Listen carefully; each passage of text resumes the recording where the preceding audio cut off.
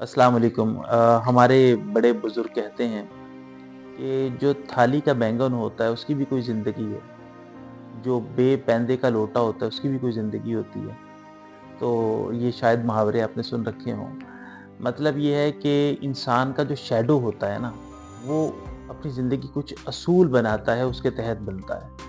तो वो शैडो ही आपका दूसरों की नज़र में मकाम तय करता है।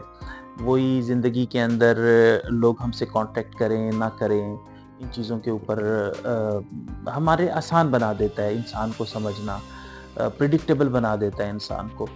तो ये बहुत अहम होता है कि ज़िंदगी के कुछ असूल हों, अदरवाइज़ बेअसूली ज़िंदगी ना हो। मतलब मुझे 4 चीज़ें हैं जिनके ऊपर सख्त गुस्सा आता है, मतलब अनकंट्रोलेबल हो जाता है जो, मतलब नहीं होना चाहिए लेकिन हो जाता है।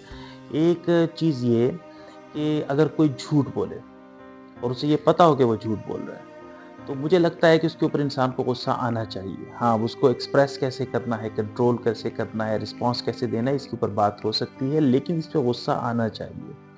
तो मुझे इसके ऊपर गुस्सा आता है कि अगर किसी शख्स को ये पता हो कि वो झूठ बोल रहा है और फिर भी झूठ बोली जाए। दूसरी चीज़ कि कोई वादा करे और पूरा ना करे।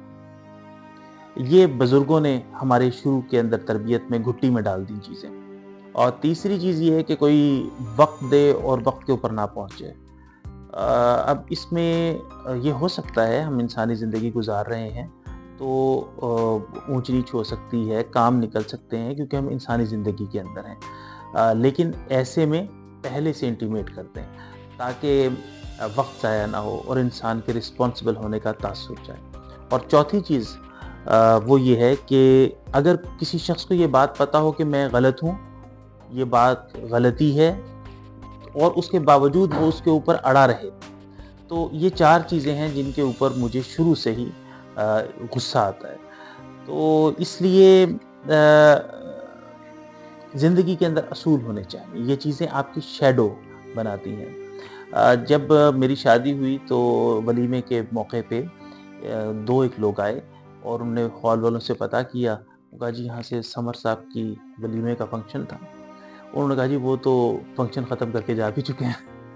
तो जब फिर ये पता होता है ना कि आप किन असूलों पे ज़िंदगी गुज़ार रहे हैं, उसके बाद लोगों को आपके साथ ज़िंदगी गुज़ारना आसान हो जाती है, फ़ैसला लेना आसान हो जाता है।